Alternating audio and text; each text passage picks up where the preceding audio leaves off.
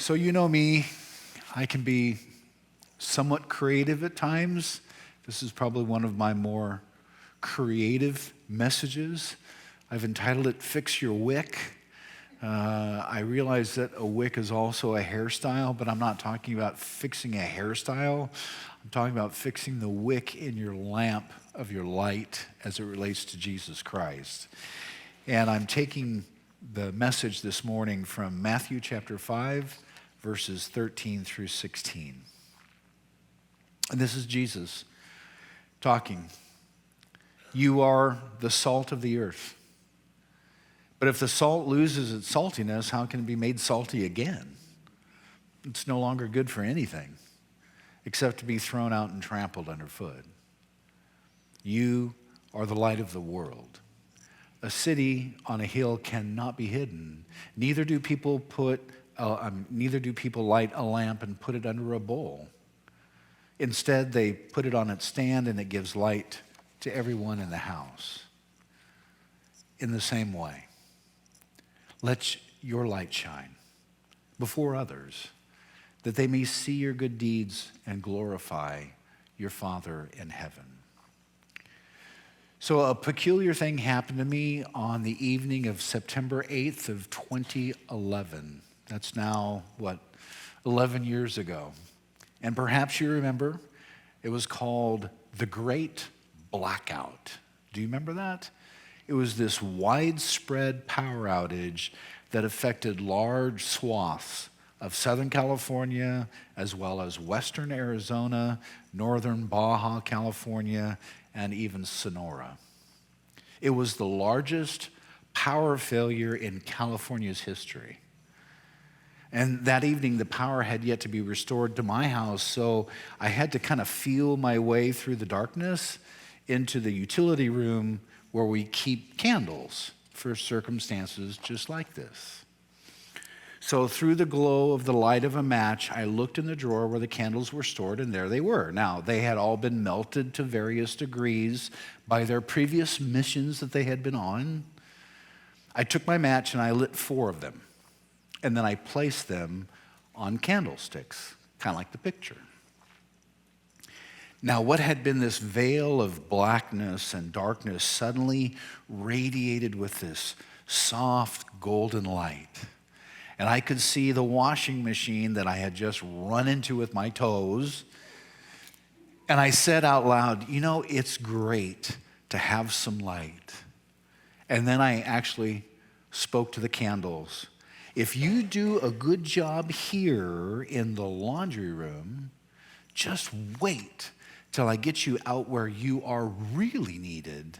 I'll put one of you on a table so that we can eat, and another on the desk so that I can read. I'll give another to Sandy, and I'll set you, referring to the biggest one, in the family room where you can light up the entire area. Now, I felt a little foolish talking to candles, but what do you do when the lights go out? Maybe my brain went out too, I'm not sure. So I was turning to leave the large candle in my hand when I heard a voice. Now hold it right there. And I stopped. I thought, somebody must be in the house. And then I thought, no, that's probably not the case. I relaxed. I thought, well, maybe it's just Sandy teasing me for talking to the candles. So I said, okay, baby, cut the kidding. Now, I'm standing in semi-darkness while I'm saying this, and no answer was received from Sandy. So I'm thinking, maybe it was the wind. So I took another step. Hold it right there, the voice said again. My hands began to sweat.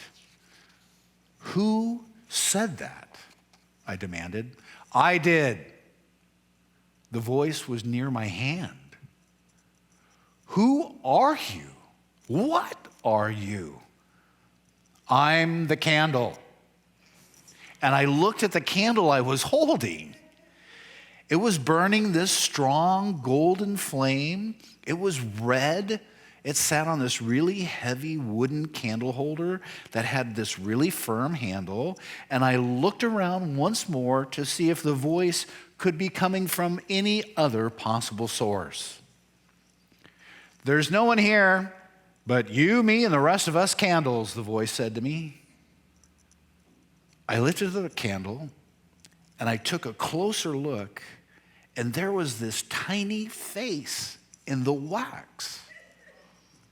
And it wasn't just a face that someone had carved, but it was a moving, functioning face, full of expression and full of life. "Don't take me out of here." "What?" I asked incredulously. I said, "Don't take me out of this room." "What do you mean, don't take you out of this room?" "I have to take you out. You're a candle. That's your job. Your job is to give light. And it's dark out there. People are stubbing their toes like I just did and walking into walls. You have to come out and light up the place. But you can't take me out." "I'm not ready," the candle explained. "I need more preparation." I couldn't believe my ears. More preparation for a candle?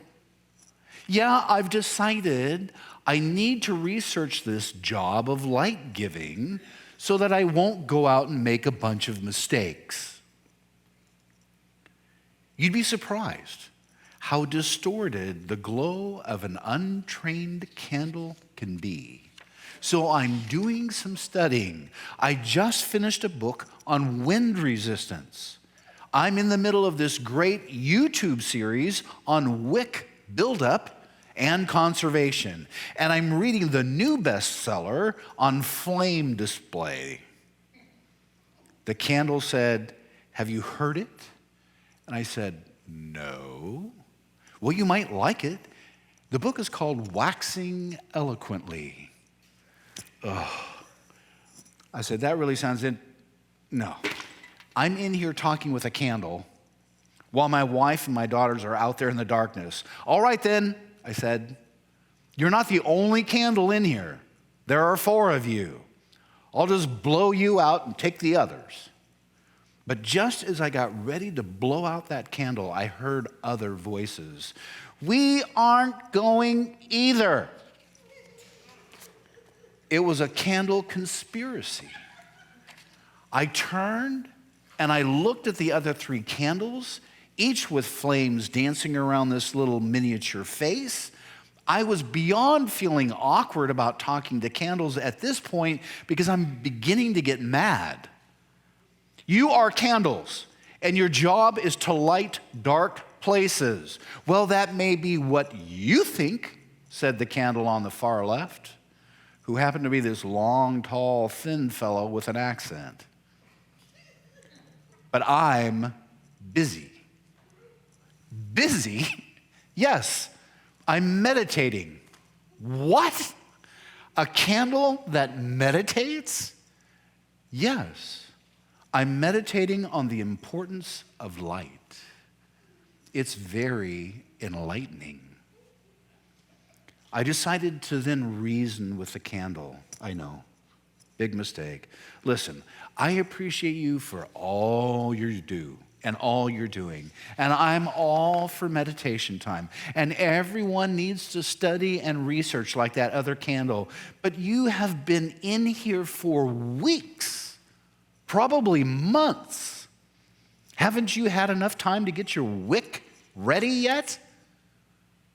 "And you other 2, I asked, "are you going to stay in here as well?" And then this short, squatty purple candle spoke up. "I'm waiting to get my life together. I'm not stable enough.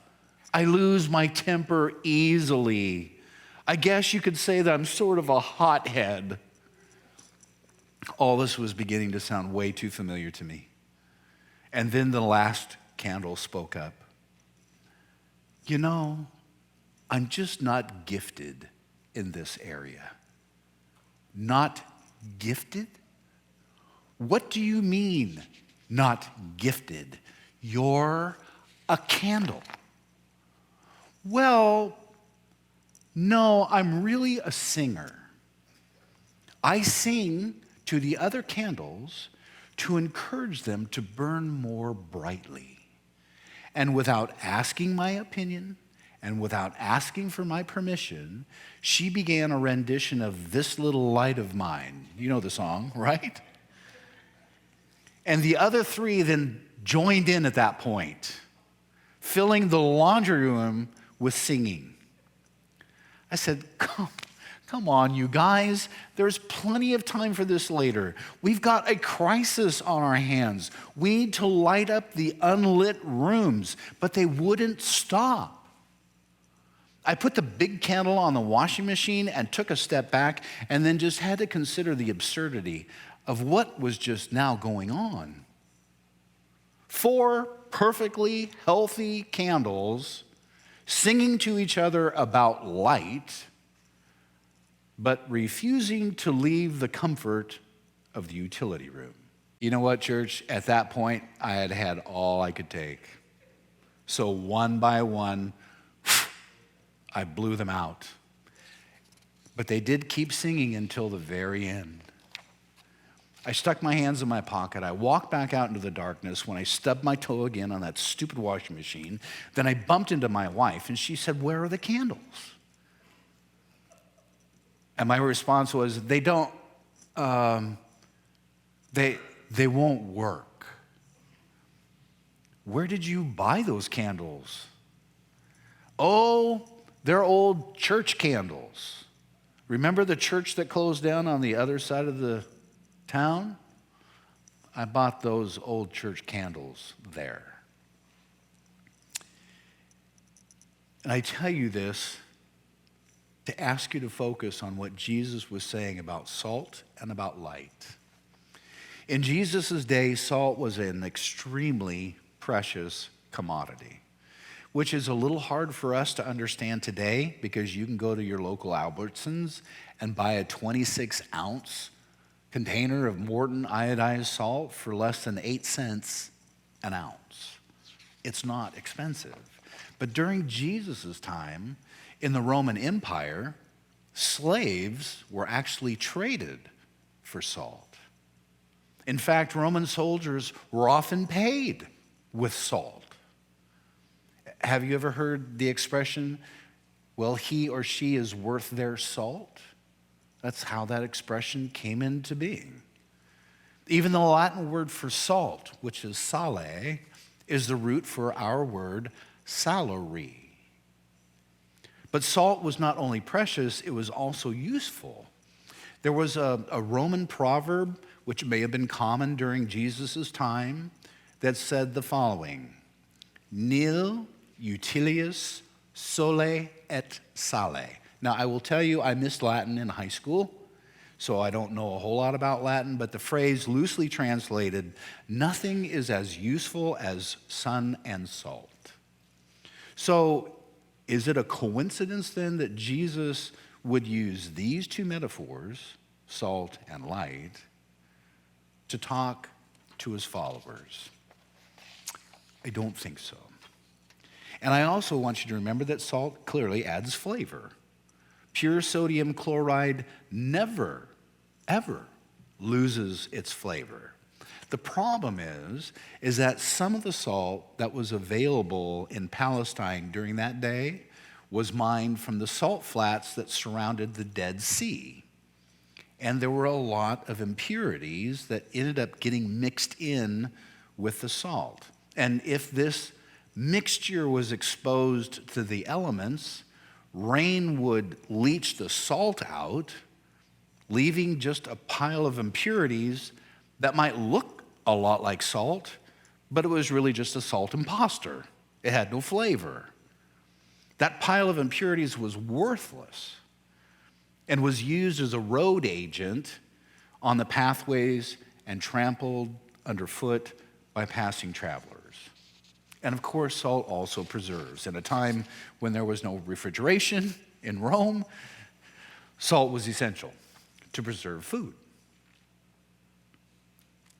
But salt is essential to life as well. In fact, without an adequate amount of sodium, your body can go into shock. It's called hyponatremia.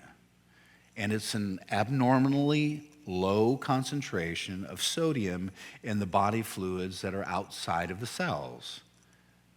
And symptoms of hyponatremia include fatigue, lightheadedness, weakness, cramping, nausea, dizziness, confusion, disorientation, seizures, coma, and in the most severe cases, death. Kind of like the response in listening to my message this morning. You're undersaltified. And Jesus said that we are the salt of the earth. That means that we're precious. That means that we're valuable. That means that we are to be a seasoning influence in the world.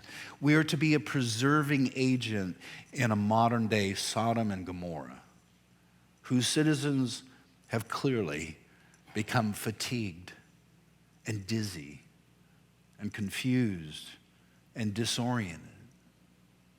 But if we've allowed the elements, our life circumstances, to leach the salt out of our lives, what's left of our influence? What good is salt that refuses to be used? Jesus also said that we are the light of the world.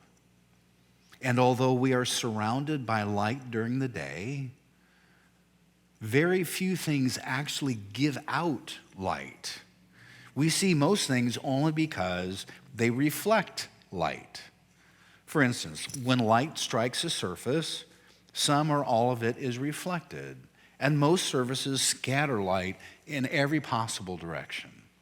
And all you see then is the surface. But mirrors, for instance, and other shiny objects reflect light exactly in the same pattern in which it arrived.